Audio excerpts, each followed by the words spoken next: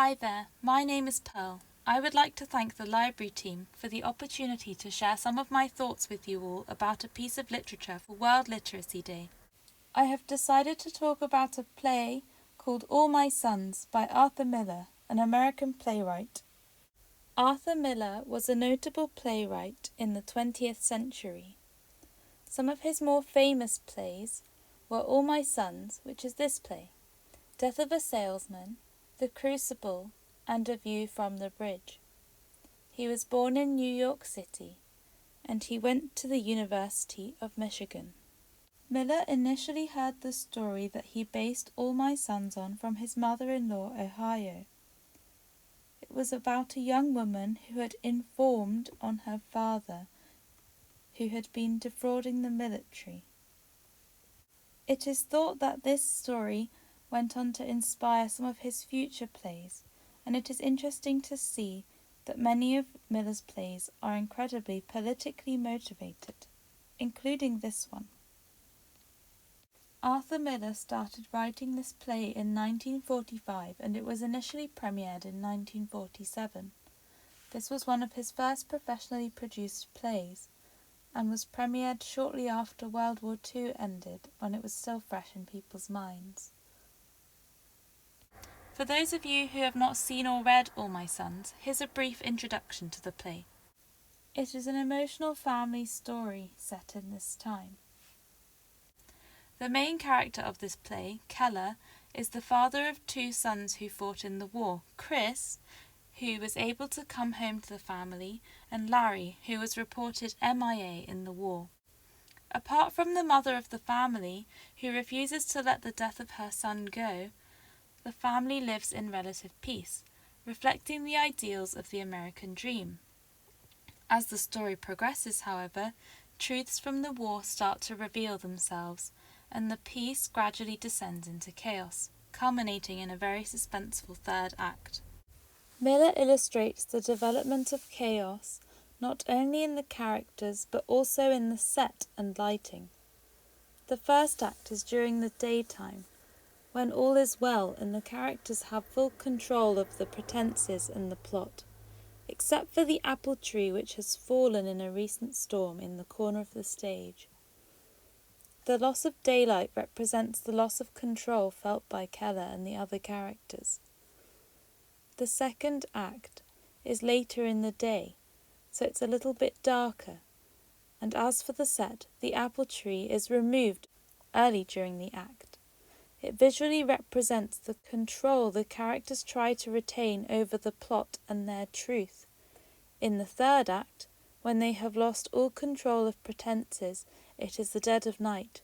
The stage is pitch black, showing characters in stark contrast to their surroundings as their truths become more and more obvious to each other and the audience. Conveying characters to their intended recipient, whether that be reader or audience member, is an extremely interesting topic, as in this play, for example, Miller has managed to construct three-dimensional characters only by using their speech and actions at different points in time. In a book, the reader is privy to at least the main character's inner thoughts, or their opinions on people, helping to round them out. Such privileges are not available in the format of a play, and so it is with a lot of skill that Miller has brought about the characterization that is so central to the plot and message of this play. By strategically having each character reveal little pieces of information about themselves at different points in the play, Miller has the audience constantly focused on the characters, wondering about their arcs, with many answers being revealed only in the last few minutes of the play. It makes for an extremely exciting experience. I have compiled some of my thoughts about All My Sons into the format, as inspired by YouTuber Jenny Nicholson, of a numbered list. So, number 1. I like that this play is able to withstand as an emotional experience after multiple viewings or readings and be that emotional or heart-wrenching. So the way that this play is set up means that the first time you watch or read it, most of the characters appear somewhat two-dimensional, as their motives are yet to be revealed. So on the first watching, as you get to the third act, you get really hit by an understanding of the characters in a really emotional way. However, in future readings or viewings, you notice the motivations of the characters throughout the first and second acts as well. So you can see their resistance and you can see the build-up of their pain as it carries on through the story. Another piece of art which is really good at this kind of thing is Marvel Cinematic Universe movies, because a lot of the time they do this in the form of Easter eggs. You'll watch the film the first time and enjoy the story, and then you'll watch it a second time and see details that were hidden that you wouldn't have noticed on the previous watching. This is incredibly satisfying, as it means that the first time you watch it, you'll get a joy from it, and then as you reread it, it doesn't get repetitive. You learn new details with every new watching, which is incredibly exciting and allows it to become a more poignant story in your mind as time goes on. Number 2. The book makes poignant comments about capitalism. The following quote is between Keller and Chris, where Chris is angry with Keller's justification for his lies. Knew that. But for you, a business for you. For me? Where do you live? Where have you come from? From me? I was dying every day. You were killing my boys, and you did it for me. What the hell do you think I was thinking of, huh? The goddamn business? Is that as far as your mind can see? The business? What is that? The world, the business. What the hell do you mean you did it for me? Don't you have a country? Huh? Or don't you live in the world? What the hell are you? Well, that was pretty heavy. Chris is clearly extremely angry at his father here. His words are very poignant. You were killing my boys and you did it for me? It really digs into capitalism and how inhumane it is in nature, and speaks as a kind of warning to the audience. The contrast of their experiences in war allows you to feel the weight of Keller's actions more, especially after hearing Chris speak to Annie about his fellow soldiers earlier in the play. But even in your letters, that was something ashamed.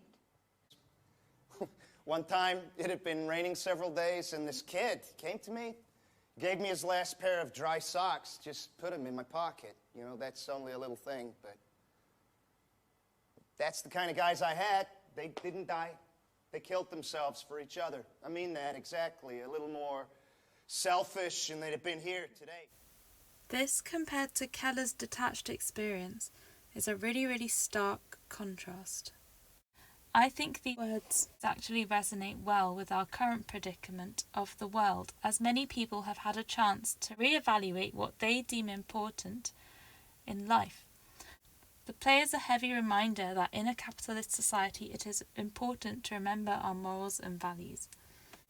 The third point, and final point, is that I found the ending unsatisfying, but that's what's good about it.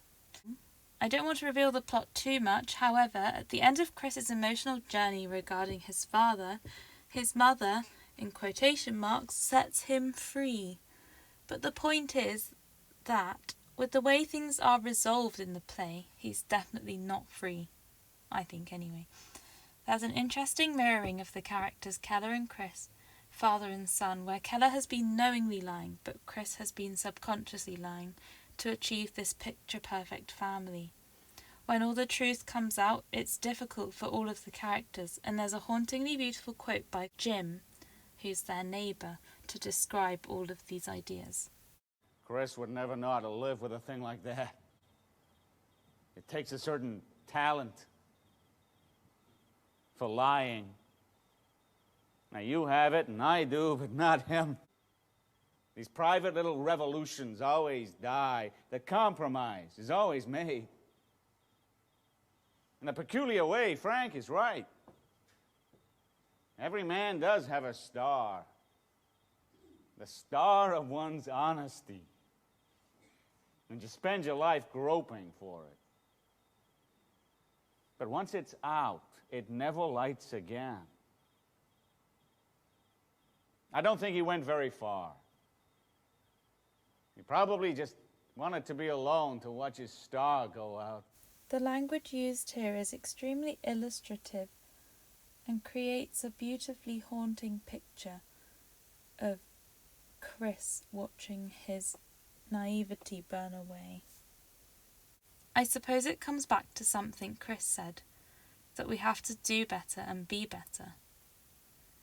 Overall, it's a very emotional, poignant play that has some interesting things to say about capitalism and about the world. But my opinion is only one opinion, and this story is only one story, and I encourage you to go and use the resources provided by this library to learn about this story and other stories, fiction and non-fiction, research papers, all sorts of things, and share the lessons you learn from them too. So your opinions may be shared like I was able to share mine today. I also encourage you to look for books written by someone you haven't heard of before. Maybe they are someone whose background is very different to yours. And maybe you might get to see the world through the eyes of someone in a way that you haven't experienced yet. I've always found that libraries are spaces where I can relax and do my work in a very calm and peaceful environment. There are ample resources around to help me with my work, as well as just an environment which fosters that kind of mindset. Thank you for listening.